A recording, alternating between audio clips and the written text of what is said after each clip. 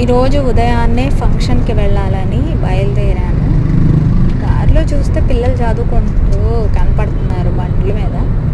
ఇవాళ ఏదో ఎగ్జామ్ ఉందనుకున్నాను. చూస్తే ఇంకా పరస దగ్గరికి ఎగ్జామ్ సెంటర్ దగ్గరికి మేము వెళ్ళే కొద్దీ చాలామంది పిల్లలు ఎగ్జామ్ రాయడానికి వెళ్తాం కనిపించారు. నేను చదువుకునే రోజులు గుర్తొచ్చింది.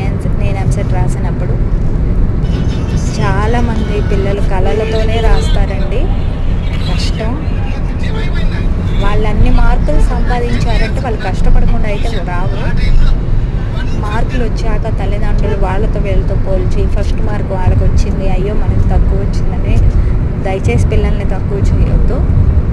వాళ్ళకున్న టాలెంట్ అంతా పెట్టి ఎంసెట్ ఎగ్జామ్ అంటే నాకు తెలిసి ప్రతి చైల్డ్ కష్టంగానే రాస్తారు. నేను ర్యాంక్ కొట్టాలి, నాకు మంచి మార్క్స్ రావాలి, మంచి కాలేజీలో సీట్ రావాలనే రాస్తారు.